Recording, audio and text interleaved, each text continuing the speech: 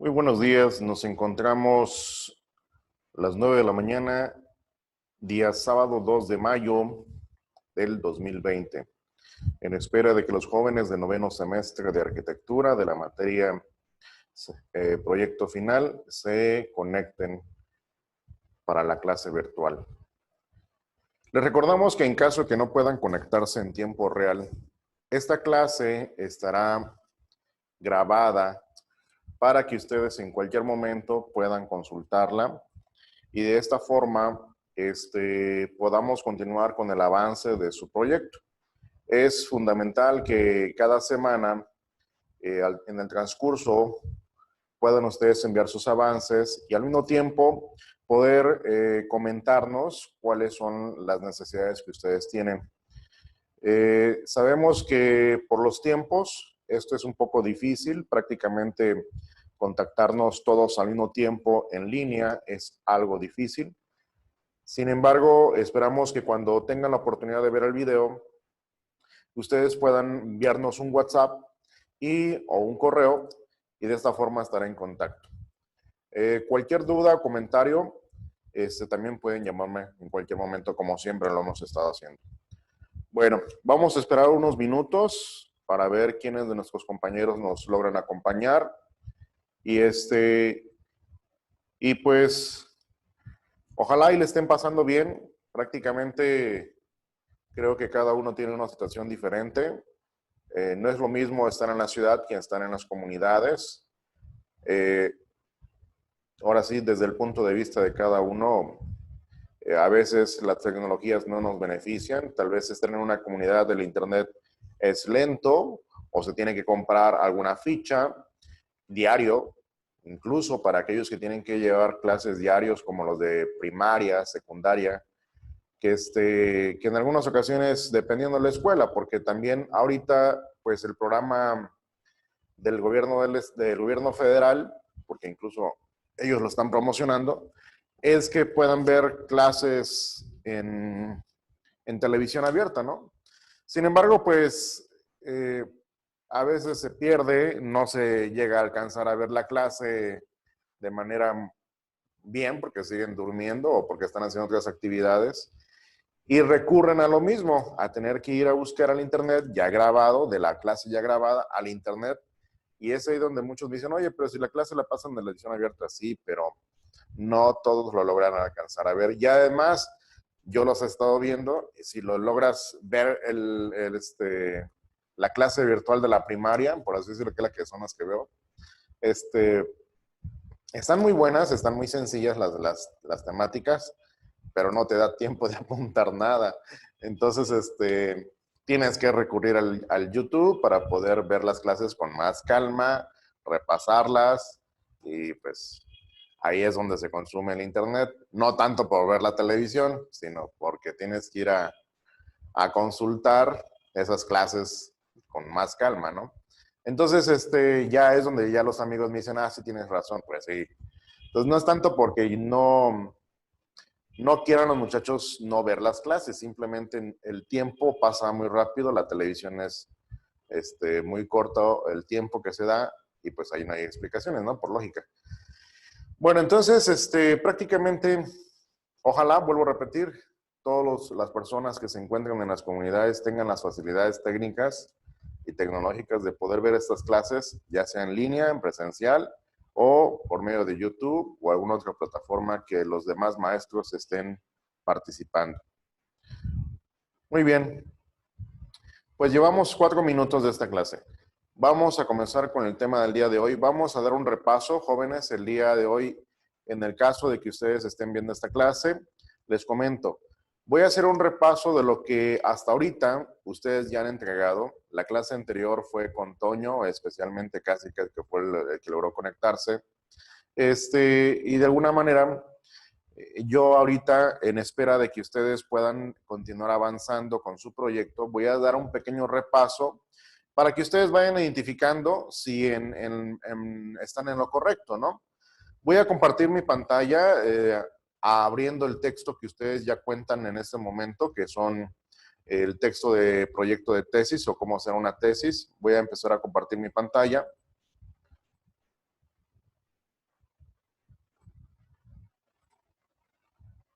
Aquí la tenemos. Prácticamente, esta es una guía que ya ustedes la tienen. Y vamos a irnos a la parte medular donde viene la explicación. Esto con la finalidad de que ustedes digan, ah, sí, ya voy por ahí, eso ya lo pasé, ya voy más adelantado. Ok, aquí más prácticamente dice, en el documento de la tesis, en el proyecto final, se describen las 5 etapas que integran el trabajo reseccional, el trabajo de la tesis del proyecto final. En la etapa 1 se supone que es la fase investigativa, la fase 2, la fase proyectual, la fase 3, solución del proyecto arquitectónico, la descripción gráfica, la etapa 4, presentación del proyecto arquitectónico en 2D y 3D. Vamos a hacerlo más grande. La etapa 5 es el presupuesto y o costo paramétrico según la complejidad y dimensión del proyecto. Aquí es donde yo les comentaba en la clase pasada. Como los tiempos se nos están quedando muy cortos, es necesario que volvamos a ver los alcances que podemos tener de acuerdo a los tiempos. Vamos a ver, ya empezamos, dice antecedentes. Nos menciona que esta es la parte, dice, en el caso de ustedes, aquí hace mención de qué es lo que tienen, ya debieron haber cumplido, dice que debieron haber cumplido con el 80% de los créditos, esto ya pasó, en el caso de ustedes, ya van en el último semestre de la carrera. El proceso administrativo que se les asigna a un asesor y que de alguna manera estará evaluando su trabajo final, ¿no? Bueno, esta es la parte administrativa. En el caso de ustedes, es importante que consideren como alumnos, como participantes de esta universidad, si ya cuentan con estas habilidades. Aquí dice, el estudiante en el trabajo reseccional, o sea, ustedes, para obtener una evaluación aprobatoria, debe demostrar que ha adquirido las competencias suficientes para plantear soluciones viables arquitectónicas y constructivamente ante problemas o necesidades de espacios arquitectónicos.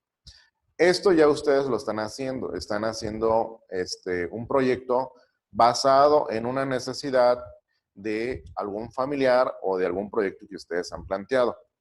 Ahora, identificar referentes teóricos, normas y reglamentos que sustentan o fundamentan la propuesta arquitectónica. Estos son claramente las leyes que rigen a nuestro estado, tanto reglamentos, leyes y normas y reglamentos de construcción. Y en algunos casos son de fraccionamiento, en algunos casos son de impacto ambiental, y hay que ir viendo qué tipo de normas son las que nos van a permitir el desarrollo correcto de nuestro proyecto. En el caso de Toño, son normas que se regulan para el diseño de hospitales o clínicas como él ya lo está haciendo. Ahora, diseñar y aplicar instrumentos documentales. En este caso, como dice ahí, y de campo para el acopio de información. Esto en muchas ocasiones son los instrumentos que pueden verse de manera muy sencilla. Un instrumento es aquel donde tú recabas la información, ya sea de manera cuantitativa o cualitativa. La cuantitativa es aquella que recoges la información por medio de algo que vas a poder cuantificar o graficar con números. Prácticamente el caso más sencillo es la famosa encuesta. Sin embargo, la entrevista, a pesar de que se considera como una parte de la cualitativa, al final termina siendo cuantitativa porque vas contabilizando cuántas personas entrevistaste. Sin embargo, el análisis de la información que tú consideras lo puedes hacer de manera cualitativa y solamente anexar las opiniones que emitieron las personas referente al proyecto que se te pretende realizar. Si tú dices, ¿qué opina? Si tú dices una entrevista hablada con alguien, por ejemplo, de la calle o algún familiar, le dices, ¿qué opina usted acerca del nuevo mercado que se va a hacer aquí en Coita? Y realmente lo haces de una manera platicada y no con un documento o algo parecido, pues vas a recabar la información de esta persona. Incluso de tu familiar más cercano, tu mamá, tu papá, y le dices, oye mamá, ¿qué piensas de la casa que estoy diseñando? Que de alguna manera pienso que va a tener alberca, va a tener esto. Tal vez ellos te pueden dar la opinión y decirte, comenzando a decirte, ¿dónde va a estar construida la casa? No, pues va a estar aquí en Coita. Híjole, pues aquí en Coita tiene tales condiciones. Y ellos como experiencia de adulto te van a ir diciendo prácticamente qué es lo que necesitaría tu proyecto. Entonces aquí es donde ese instrumento, ya sea platicado, lo puedes considerar e ir tomando en cuenta para tu proyecto, ¿no? Entonces, ¿cuál es la finalidad? Dice ordenar, sistematizar, traducir, interpretar datos relacionados directa o indirectamente con el proyecto. Muchas veces esto de indirecto puede decir, bueno, pero entonces, ¿qué es algo indirecto? Algo indirecto es aquello que no está dentro del proyecto, pero sin embargo afecta. Por ejemplo, puede ser una vialidad. Que tú digas, mi proyecto queda enfrente de una calle muy transitada y por lo tanto me obliga a no dejar ventanas frente a la vialidad, porque sería muy incómodo, como realmente hay en muchas casas, para la familia, ¿no? Entonces, ¿qué tienes que hacer? Promover que la calle, nombrar que la calle que tienes enfrente es una calle principal que no puedes cambiarte de terreno y sin embargo vas a proponer tal vez un jardín antes de la barda principal, ¿no? Entonces, tú a partir de ahí de un elemento indirecto estás modificando tu proyecto de una manera directa. Ahora, luego después dice que vas a tener que observar, identificar, analizar, traducir y describir las condiciones o fortalezas físicas, sociales, culturales, económicas y urbanas del sitio y del grupo social objeto del estudio. ¿Esto qué significa? Que prácticamente el análisis del sitio, recordemos que el análisis del sitio está basado en elementos bióticos y abióticos.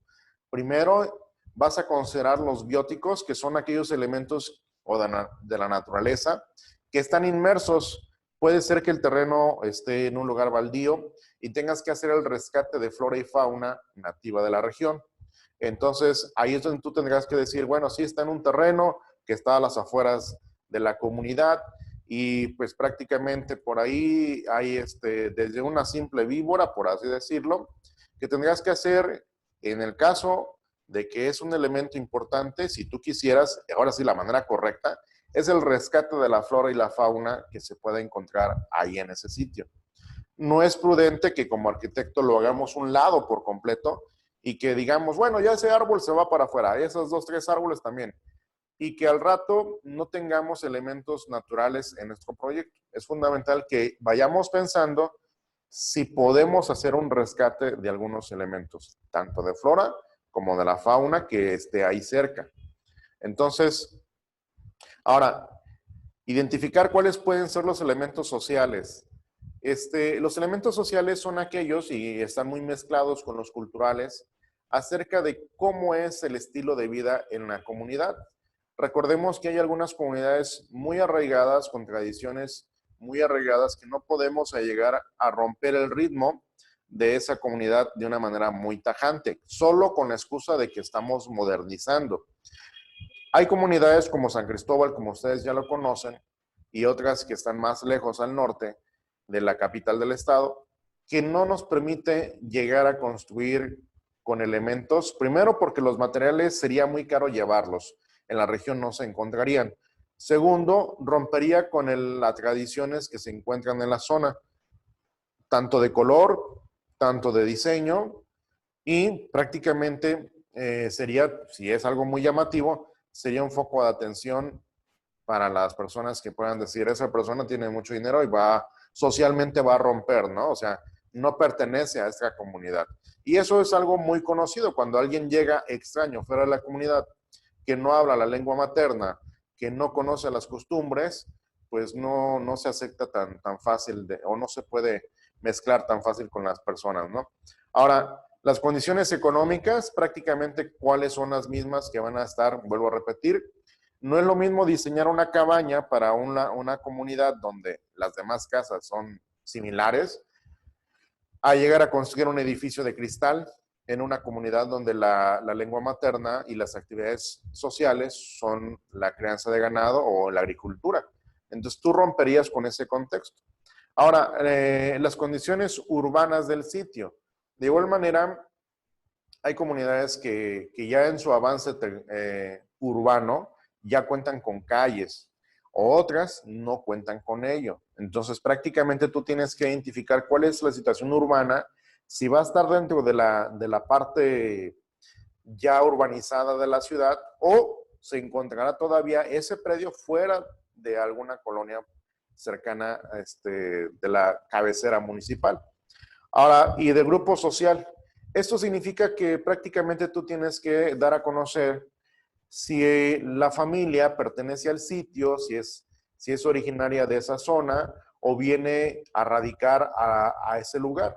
Muchas veces esto ocurre cuando las familias son fuera, por ejemplo, hagamos de cuenta que es una familia que viene de México y que piensa construir una casa en Chiapas. Entonces tú tienes que narrar cuáles son los usos y costumbres de esta familia y cómo ellos están acostumbrados a otras condiciones que no son las mismas que están en una ciudad de una urbe metropolitana diferente a la nuestra. Entonces, desde ahí puedes tú ir mencionando, la familia está compuesta de tantos integrantes, el esposo, la señora madre, los hijos, y cada uno tiene diferentes edades, las actividades son estas y esas. O sea, ¿para quién estás dedicando el proyecto? En el caso de Toño, de igual manera tendrás que identificar si las actividades son de consulta externa nada más o si van a ser de consulta interna, digo, sí, consulta interna y cirugía y hospitalización. Prácticamente no es lo mismo nada más dar pura consulta, como los hacen los consultorios del doctor Simi, por así decirlo, a tener ya una reserva de un espacio donde vas a tener a una persona ya hospitalizada o en recuperación, y no es lo mismo tener un área quirúrgica donde realmente vas a tener otro tipo de áreas y de equipamientos. Bueno, por eso dice ahí observar, identificar, analizar, traducir y describir las condicionantes. ¿A qué nos estamos enfrentando? Se supone que de alguna manera ustedes ya a estas alturas ya pudieron hacer ese tipo de análisis. Ahora, ya con la experiencia, ustedes tendrán en su mente cuál es el acervo bibliográfico que van a consultar. Dentro de los libros que podemos encontrar de primera mano y que deben de estar en nuestra cabecera de cama, debe ser el de Neufer, que es uno de los libros que es muy completo. Además de los libros de Plazola, del arquitecto Plazola, prácticamente él cuenta con 2 libros básicos, que son los primeros que siempre vemos en la carrera, y a partir de ahí existe una gran biblioteca, casi de 12 tomos, donde viene catalogado diferente tipo de proyectos. Si vas a diseñar una central de autobuses, viene un tema de cómo él diseña y cuáles son los condicionantes que él toma en cuenta para diseñar una central de autobuses, o un restaurante y así. Entonces, de esta manera se te aconseja que te hagas de un acervo bibliográfico bastante extenso para que eso sea tu punto de apoyo. Libros como normas, puede ser las normas de CEDESOL, que también nos puede ayudar a buscar cuáles serían las normas urbanas y que nos permite construir, por ejemplo, estamos diseñando la clínica. En la clínica en la norma de CEDESOL, nos va a decir qué radio debe de cubrir y qué tipo de clínica estamos hablando, bajo qué esquema se va a encontrar esa clínica y cuál es el radio de acción que debe de cubrir para poder etiquetar completamente las capacidades que va a tener esa clínica. El término clínica es muy amplio y muy ambiguo. ¿Por qué? Porque muchas veces se puede considerar que la clínica es desde algo pequeño y va a atender a la comunidad que se encuentra a 1 hora de camino. No es así. Prácticamente en las normas de CEDESOL nos va marcando cuál es la pauta que debemos de tener. Esto mismo ocurre cuando estamos diseñando lo más práctico, una casa habitación. La casa habitación, ¿cuáles van a ser las condicionantes? Ahí tendríamos que irnos a la ley de fraccionamientos o echarnos un clavado en el otro tipo de normas que puedan existir. Ahora, ¿qué sucede con los municipios? Muchas veces los municipios no cuentan con un área de permisos de construcción, porque desde el organigrama que cuenta el municipio no se contempla esa área. Y por esa razón muchos arquitectos dicen, es que en tal municipio, ¿para qué pido permiso? Es más, no se puede pedir permiso porque no existe un encargado de obra pública. Entonces, solamente notificas, si en caso lo necesita o lo requiere, a la casa ejidal o a la presidencia por alguna duda, ¿no? Pero es muy raro, digo, que tú vayas a notificar. Casi los municipios que están más desarrollados y que ya cuentan con un organigrama, les conviene en ocasiones tener ese área de obras públicas porque es donde recaudan impuestos. Es importante también verificarlo. Recordemos, por ejemplo, en el caso de Chiapas, no todos los municipios cuentan con con el área de obras públicas. Entonces, no es tan fácil que alguien nos diga, sí, todo el mundo debe de pedir permiso de construcción. Y no es cierto. Prácticamente ese tema se deja.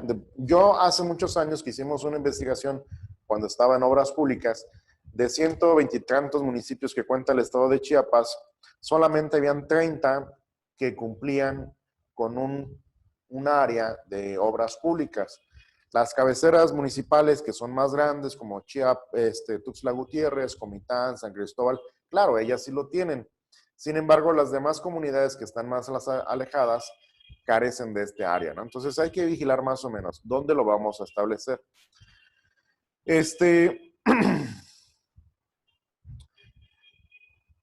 Posteriormente nos dice estructurar un programa arquitectónico o un listado de espacios satisfactores y de realizar metodológicamente estudios de áreas considerando el mobiliario, funciones, circulaciones y medidas antropométricas para dimensionar con eficiencia y eficacia los espacios que se proyectan. Aquí también contamos con otro libro que es Antropometría y Ergonometría de las personas. Entonces, podemos, si en caso dado no está dentro de nuestra bibliografía a la mano, tenemos que consultarlo por alguna duda. Diseños de espacios mínimos, eso sí, en algunas ocasiones, vuelvo a repetir, lo menciona el reglamento de construcción. ¿Cuándo va a cambiar esto? Cuando el usuario te pida un poco más grande. Las condiciones mínimas para evitar, te puedes ir basando en el reglamento de construcción. Sin embargo, las normas, por ejemplo, del hospital, volvemos al tema, te va a mencionar otro tipo de normas porque tiene otro tipo de mobiliario. Si vas a diseñar una residencia, las normas mínimas no te menciona, este es el espacio mínimo para una residencia. No. A partir de esas condiciones mínimas, tú ya puedes diseñar de ahí en adelante. Ahora, ¿cuál es el máximo? El máximo va a ser de acuerdo a lo que te indique tu cliente. ¿Cuál es el caso más clásico? Un baño. Muchas veces el baño en una vivienda de interés social es algo muy mínimo, con unas medidas bastante pequeñas, que incluso las que se mencionan en los espacios del reglamento de construcción, pues son las pequeñas.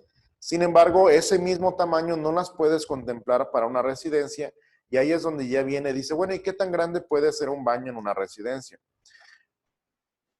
Mi experiencia cuando hemos diseñado este tipo de proyectos me indica que prácticamente es ni muy grande ni muy pequeño, pero sí considerando que una persona pueda comprar una tina el día que se le antoje y pueda entrar la tina sin tener que modificar ninguna otra cosa del baño, ¿no? Entonces, ahora que hablando de la tina, hay varias dimensiones de la tina. Puede ser una tina, puede ser un hidromasaje, entonces no es lo mismo. Y hay desde rectangulares hasta cuadradas. Entonces hay que verificar prácticamente el diseño que vamos a tener.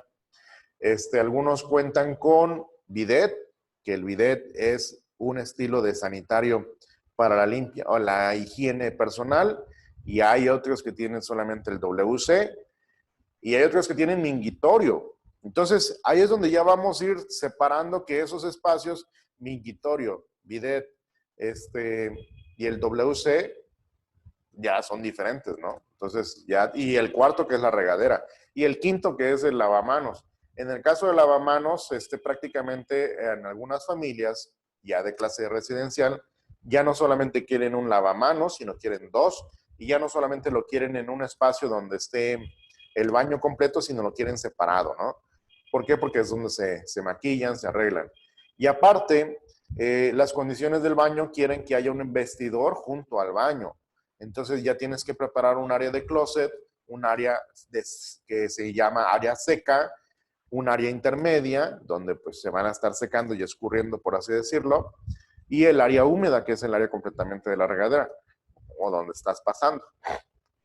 Entonces, esas tres áreas se aumentan al área del baño y que en una residencia, digo, en una casa de vivienda mínima, pues no existe, ¿no? Ahí está la regadera y el baño y casi te cepillas los dientes al mismo tiempo. Entonces, prácticamente eso es muy, muy diferente.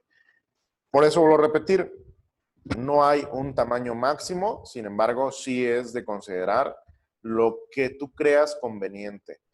El área de vestidor, por ejemplo, muchos nada más tienen un solo closet porque es la ropa que utilizan de cambio o la ropa de toallas o ropa que es de una manera, no es para cambiarse por completo.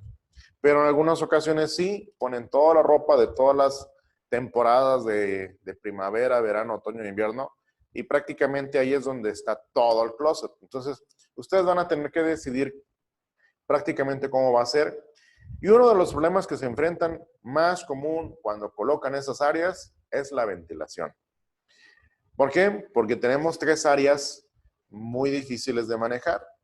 El área de closet es un área que carece de ventilación, o más bien no debería de carecer de ventilación. Sin embargo, no se logra ventilar y la humedad que viene del baño prácticamente se pasa a esa área y debemos de vigilar que no suceda. Entonces hay que tener cuidado con ese aspecto para que el baño por lo menos cuente con una ventilación, ya sea en los muros, directa, o sea, una ventana, o indirecta, de alguna forma por un domo cenital y que por ahí se traslade la humedad. Pero sí es importante, o indirecta, que en este caso también puede ser un extractor.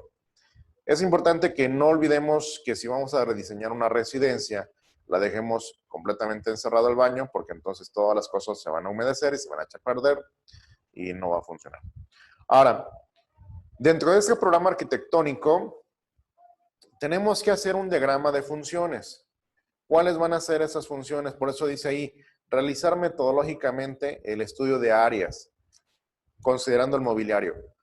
Si estamos hablando desde la entrada, desde el acceso, hay que vigilar desde el acceso si va a ser tocando la puerta y accediendo a la casa o si va a tener un pequeño lobby al acceso donde las personas van a poder descansar y van a quitarse, no sé, el polvo, van a dejar el paraguas y eso no han entrado adentro de la casa, todo está afuera.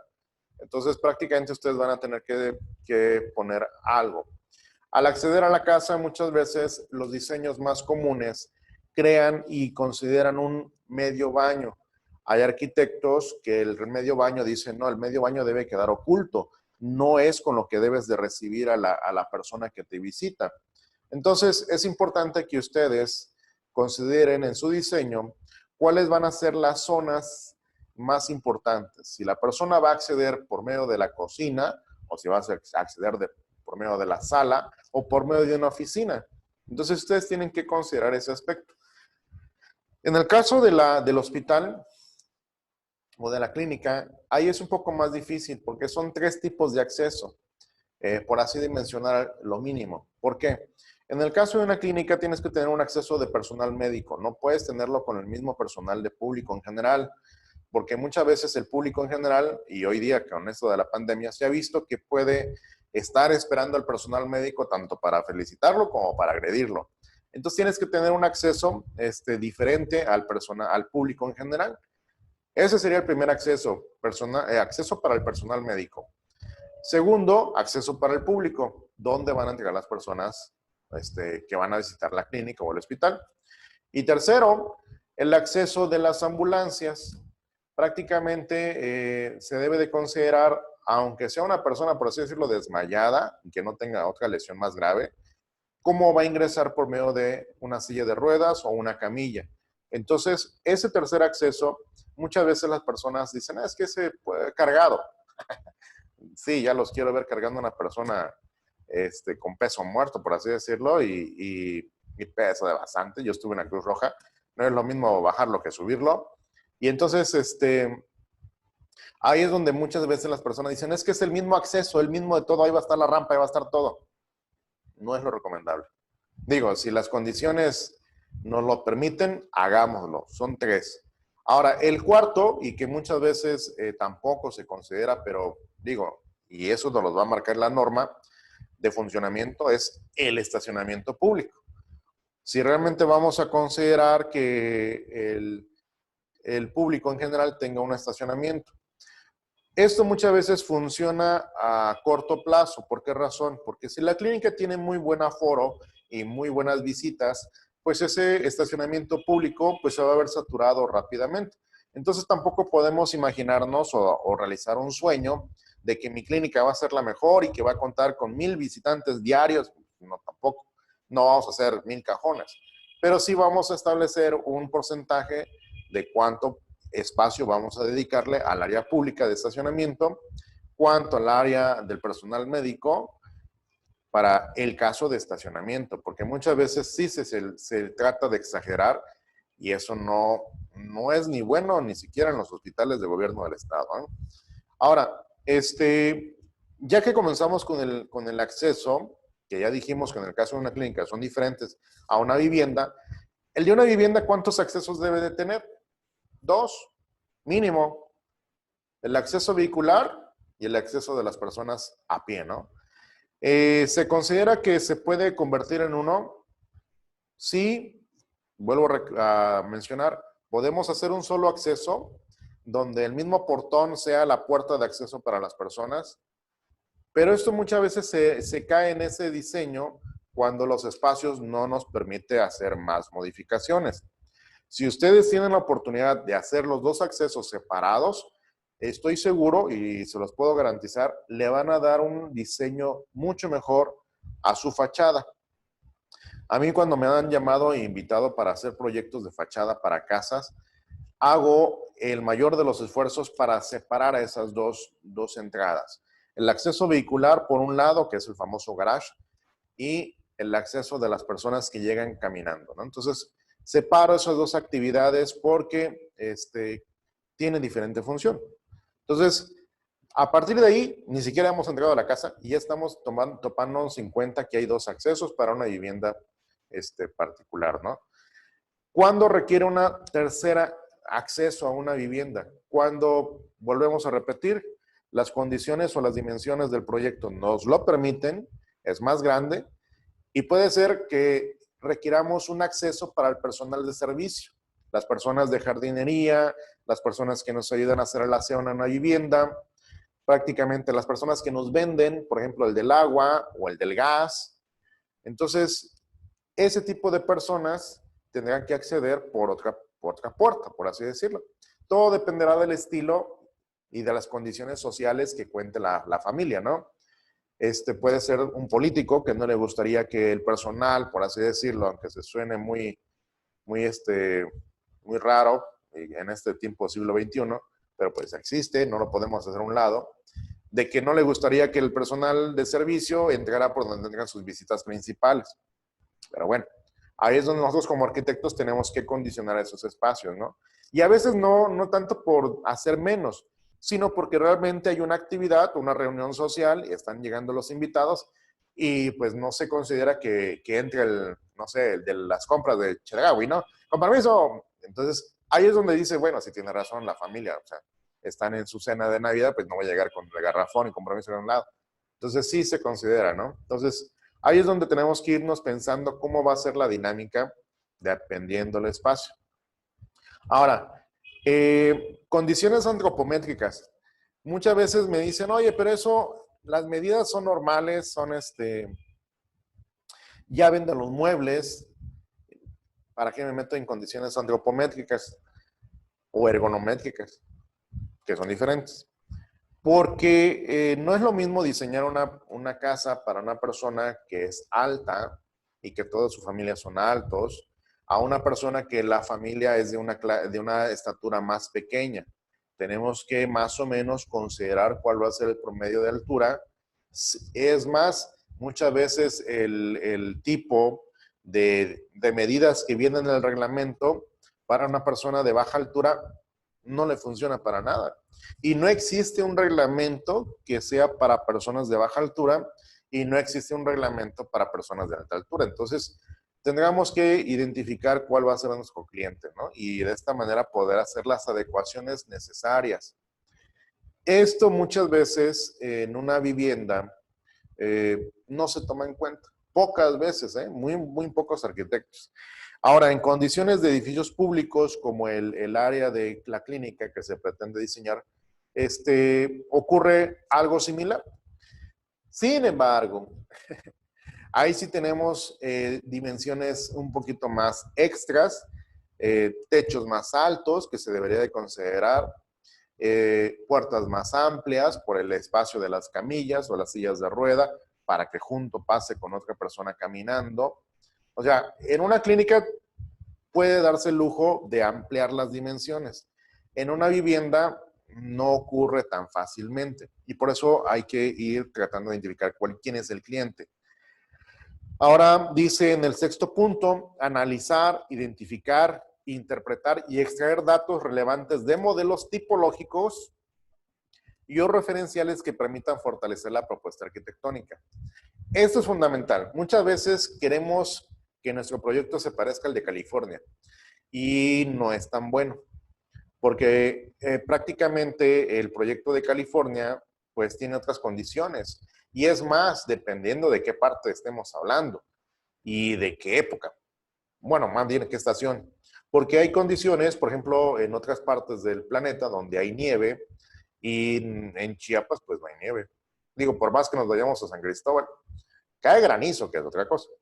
Entonces, no es lo mismo pensar que las casas americanas o europeas son las mismas condiciones. ¿Qué sucede incluso cuando vamos a San Cristóbal y vemos unas cabañitas tipo triangular y decimos, ese es tipo Suecia?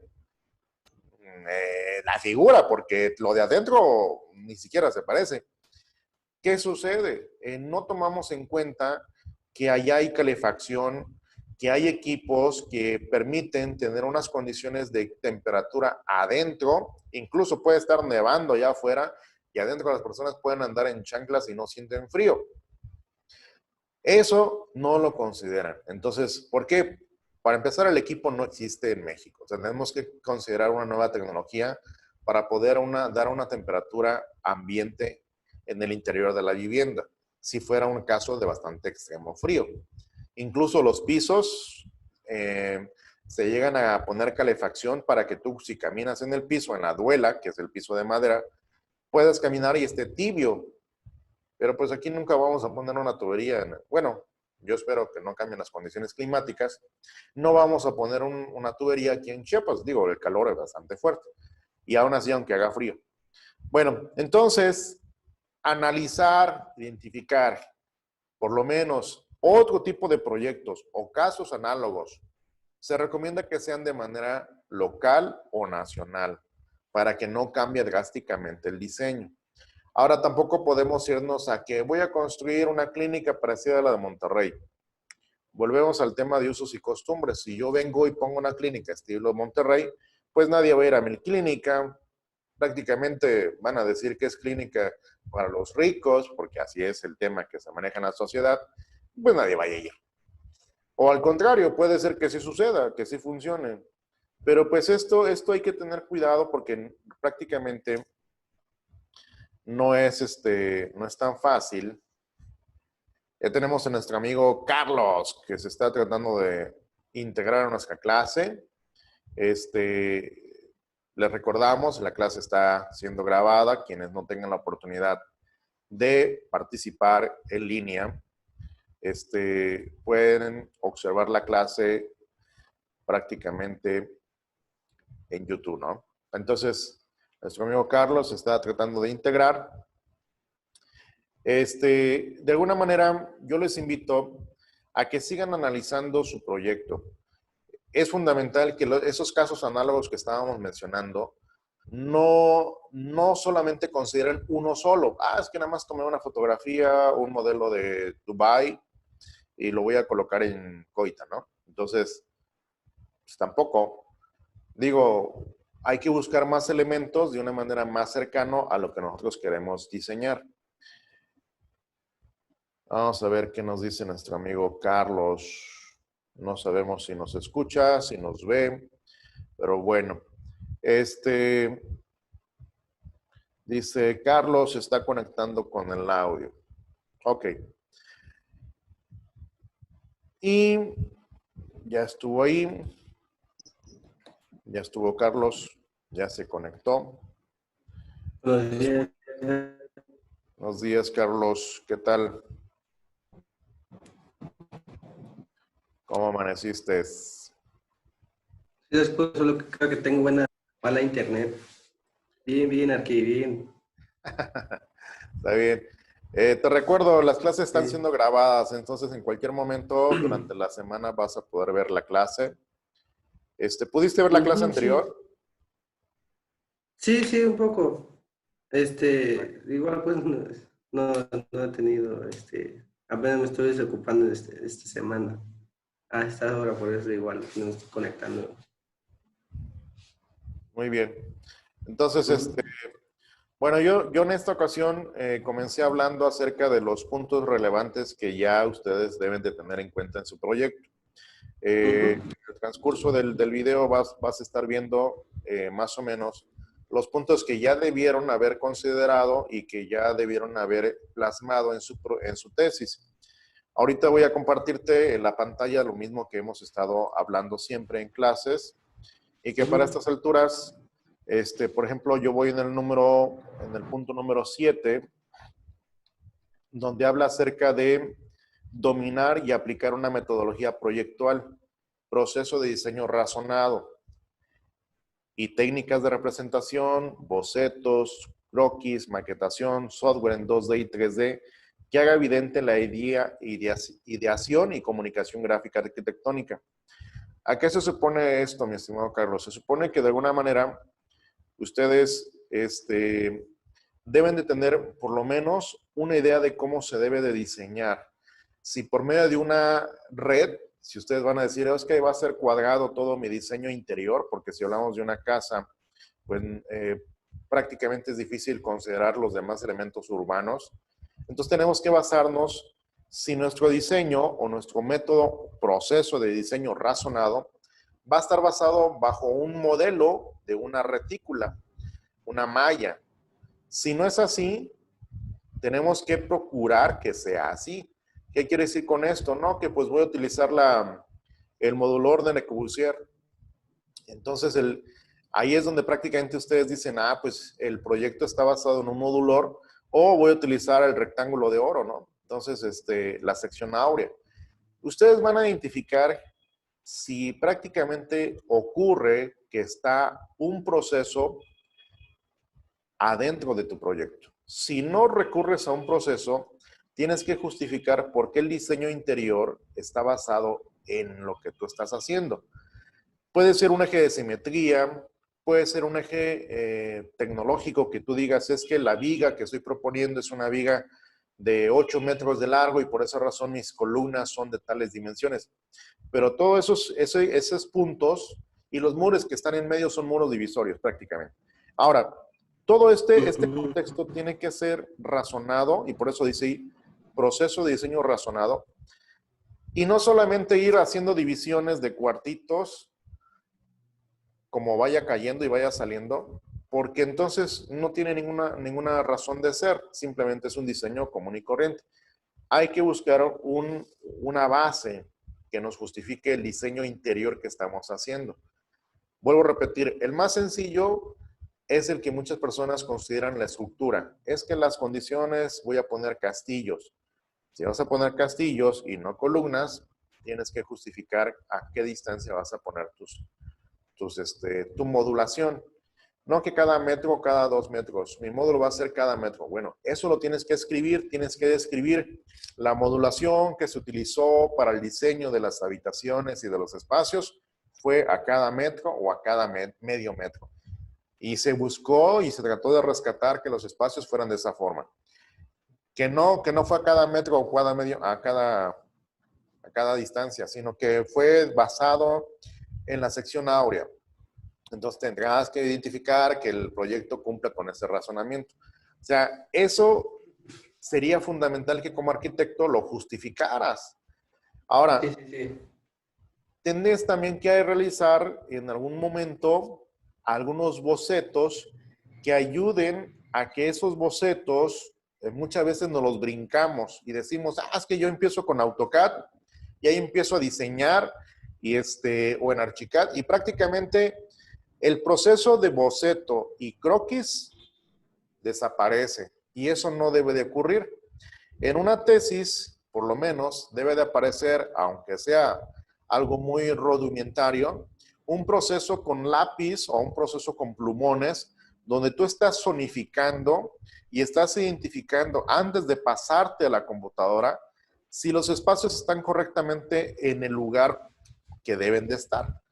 Si esa hoja tú la integras a tu documento de tesis y dices, sí, tuve que hacerlo porque me brinqué directamente a la computadora, regrésate y tienes que volver a hacer esas hojas e integrarlas en tu documento. Como arquitecto no podemos brincarnos directamente a la computadora porque estamos dejando a un lado la parte del diseño razonado y estamos yéndonos al diseño digital. Y el diseño digital muchas veces, en el 80% de las veces, no es un diseño razonado, es un diseño nada más digital. Y es ahí donde los muchachos dicen, es que el diseño a mano, ese ya me lo brinco, ya estoy haciendo mi render. Y ahí es La donde vieja dices, escuela. esa es la diferencia entre un buen arquitecto y un arquitecto tecnológico light, ni siquiera Sí, sí, sí. razonado. Light completamente. Se va por lo bonito y terminamos haciendo un arquitecto bonito, pero no un arquitecto razonado. Entonces es importante que esa parte, por ejemplo, y vamos a poner la parte de comparación, aunque suene feo, donde vamos a decir, bueno, ¿y entonces cómo lo hacen los de la UNACH? A los de la UNACH se les enseña, a ver, papacito, cuál es tu diseño, cómo vas tu zonificación, a ver, hazle el garabato. Y cuando ellos hacen el garabato se dan cuenta de que, sí es cierto, ya me di cuenta que no iba a ser. Hago otra hoja y empiezan a hacer más de 2, 3 hojas y esas 3 hojas al final dicen, me quedo con la última, ya está mejor pensado. Eso, ya está razonado, no tanto pensado. Entonces ya pasaste una hora donde empezaste con un simple ejercicio rayoteando y te das cuenta de que, oye, sí funciona el proceso razonado de croquis o de boceto. Sí funciona. Por eso a los de estudiantes escolarizados de la UNACH se les pide ejercicio tras ejercicio donde ellos demuestren que hicieron el ejercicio y que no se brincaron de cero hasta el diseño de la computadora, porque ese no es un buen arquitecto, ese es un arquitecto light, tecnológico. Hace bonitos proyectos, pero no hace razonados proyectos. Entonces, si ya te brincaste a la parte digital, regresémonos y empezar a hacer bocetos. Oye, que los voy a integrar en mi tesis, los tienes que integrar. Si no hay bocetos, tache. O sea, es que ya voy en el render. Pues regrésate, compañero. que Sale, ya, que sale. ya lo tengo De definido. nuevo. ¿Sí? Ok. Bueno, entonces, ¿cuántos bocetos vas a integrar? Los que sean necesarios, más de uno o más de dos. ¿Vale? Si los vas a hacer Ujú. con lápiz, sugiero que lo hagas con plumón negro y prácticamente para que se pueda notar al momento en que lo escanees o le tomes foto. Incluso algunos utilizan hasta las crayolas, que eso es bastante bueno porque pues, es más barato y no se gasta. Y en cambio un plumón pues sí se va gastando, ¿no? Entonces, Sí. ahora que aquí es algo bien importante, dice que haga evidente la idea, ¿sí? O sea, que no solamente sea un rayoteo medio marciano, sino que tienes que hacer la idea que si tú ya llegaste a la parte bonita, pues esa misma transmítela cómo vas a hacer la planta arquitectónica, transmítela cómo te imaginabas, si ya lo tienes bonito en el render, bueno, ahora hazlo a mano, haz un croquis o un boceto de la fachada de cómo lo tienes ya finalizado, pero es importante que vayas aflojando la mano, como dijéramos, los demás, Ujú. aflojen la mano y empiezas a hacer los trazos de un arquitecto, no de un arquitecto light tecnológico. Ahora, en el caso del punto número 8 que dice aprovechar al máximo la iluminación y ventilación natural, esto pocas veces, si no ha habido un estudio previo de cómo funciona la iluminación y más que nada la ventilación natural, y solamente se ponen ventanas tras ventana en cada cuartito de una cierta dimensión de 1 metro por 2, y no se hizo un análisis razonado, cae en el diseño común y corriente. ¿Qué debes de hacer entonces? Debes de irte echando una lectura a los diseños de iluminación y ventilación natural. ¿Qué sucede? Comprender cuál es el aire que sube y cuál es el aire que baja. Prácticamente el aire caliente, que es el que siempre se va a encontrar subiendo y es el que se encuentra, por lógica, se encuentra abajo y hay que hacer lo que suba y hay que hacer lo que desaparezca. ¿Cómo hacerlo? Con una ventilación. Hoy día hay muchos textos que llaman a la ventilación cruzada. Entonces, si buscamos en internet cómo hacer una ventilación cruzada para que la habitación se refresque de manera natural y sin tener que recurrir a ventiladores o a un montón de ventanas, lo tenemos que hacer. Ahora, el otro punto dice iluminación natural. Muy pocos diseños, y eso porque ya casi nadie lo hace, y debería de hacerse. Bueno, no lo hacen en los arquitectos que no lo estudian, pero los arquitectos que sí lo hacen, se hacen las parteluces, y las parteluces nos ayudan a poder identificar una luz natural, ya sea directa o indirecta. Y el diseño de las parteluces, porque se diseñan, que esa es otra de las materias que no sé si un día las llevaron, se tiene que diseñar qué tan largo, qué tan espeso o de espesor debe tener esa parteluz para que prácticamente cumpla su función, tanto de manera vertical como de manera horizontal, y que tú digas, es que aquí está mi pared de mi casa, ¿qué tanto le voy a sacar de losa de azotea? No, pues que nada más 30 centímetros. Sí, pero eso no cubre la ventana. Ah, entonces voy a ponerle 2 metros. Pues tampoco. Entonces, tiene que haber un diseño calculado y sí existe un cálculo, ¿eh? Entonces, es importante que ustedes como arquitectos digan, oye, entonces, ¿cuál es la medida correcta? Porque esa medida va cambiando dependiendo de la zona geográfica. ¿Cómo? ¿Y cómo lo descubro? En Archicad se llama estudio de asoleamiento. En Archicad nos podemos ayudar tecnológicamente porque podemos hacer un recorrido y decirle, ¿sabes qué? Quiero un recorrido del sol del día 2 de mayo 2020 hasta el día 30 de diciembre, ¿no? Entonces prácticamente tú tienes que hacer un recorrido si esa saliente de losa cubre durante todo el año tu habitación o la deja expuesta a todo el sol y cae el sol fuertísimo en esa habitación. Entonces, sí es poco utilizado hoy día ese análisis y no debería de suceder porque prácticamente debemos de estar diseñando con un poquito más de cálculo.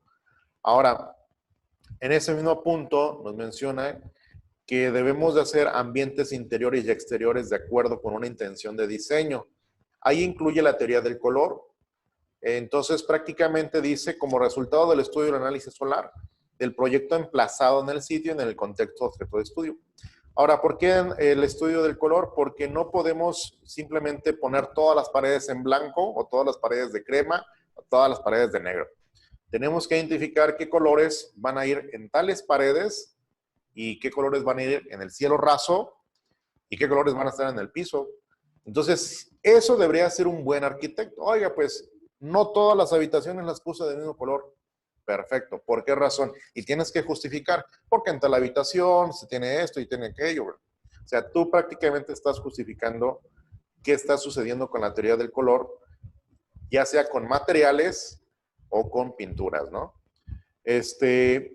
Ya por último, para acabar este tema de análisis del proyecto que estamos haciendo, dice, punto número 9, Plantear soluciones estructurales, definir estructura, materiales, tecnología y sistemas constructivos, tomando en cuenta el tipo y la resistencia del suelo. Esfuerzos, carga viva, carga muerta, resistencia a los materiales constructivos. Pocas veces ustedes tienen la tabla, y esa tabla está en internet y la podrán buscar en cualquier otro lado, de cuál es la resistencia que están proponiendo para su terreno. Ustedes tienen que identificar si el terreno tiene resistencia para 2 toneladas por metro cuadrado, 5, 10, 20, 30, 40 toneladas. Tienen que poner esa tablita, buscarla en internet y decirle, aquí está la tablita y mi terreno yo creo que cae en esta que dice 10 toneladas por metro cuadrado. Ah, bueno, ¿por qué lo consideras? Porque mi terreno tiene un poquito de tierra, un poquito de piedra y está muy bueno, o sea, está más o menos. Ah, bueno, pero puede ser que otra persona llegue y diga, Arqui, mi terreno no cumple con ese que el de mi compañero. El mío es terreno rocoso, entonces le voy a poner 30 toneladas por metro cuadrado la resistencia del terreno. Perfecto. Y puede llegar el último en el caso más extremo. Oye, Arqui, mi terreno está al lado de un río. Le voy a poner 3 toneladas por metro cuadrado. ¿Y por qué tan bajo? Porque tiene limo, es arcilloso y se puede hundir el terreno, ¿no? El edificio. Entonces, cada uno tuvo diferentes resistencias de terreno. ¿Cómo lo van a justificar? Con esa tablita y geográficamente o topográficamente van a ubicar el predio donde está localizado para justificar esa tablita. Por eso dice ahí, resistencia, tipo de suelo, si es arcilla, si es roca, si es qué tipo de suelo va a tener y resistencia del suelo, ¿sí? Pero bueno, entonces yo les invito a que esa tablita la busquen en internet y la peguen en su documento para que pueda tener una justificación, no solamente, aquí está el terreno y acabó el asunto. No. Ya en la próxima clase vamos a estar hablando un poquito más de los demás puntos que nos menciona ahí para que podamos justificar nuestro proyecto. Todo eso debe de ir ya planteado, ¿sale? Bueno, entonces, mi estimado Carlos, gracias por haberte conectado. Invita a tus compañeros a que puedan ver el video de la clase completa. Es un análisis completo, bueno, más o menos de lo que ustedes ya deben de saber a estas alturas y de lo que debe de ir ya pegándose en su documento. Buscar las tablas, buscar el estudio de ventilación cruzada y todos esos temas lo deben de buscar e irlo adaptando a su proyecto, ¿sale? En esta ocasión, pues ya llevamos 58 minutos de clases. Ya me voy a retirar en escasamente menos de un minuto. Y pues ahora sí, dudas y comentarios, si no te da tiempo o no te acordaste ahorita, pues te invito a que me mandes por mensaje. Y por correo, todos sus avances, procuren mandarme todos sus avances por correo, ¿sale? Ok, sí, la base ya tengo pues, la mitad creo del todo el proyecto, 50% de avance. Bueno, sale, vale. Sí, entonces mándamelo por correo, porfa, ya sí, para que bien. podamos irlo checando. Ok, Bueno, pues aquí. entonces ahí subo el video Muchísimas completo un gracias. ratito. Cuídate y muchas gracias Está por bien. estar con nosotros. Dale, Igualmente, igualmente. Gracias. dale. Nos despedimos. Nos vemos en la próxima clase. Bye.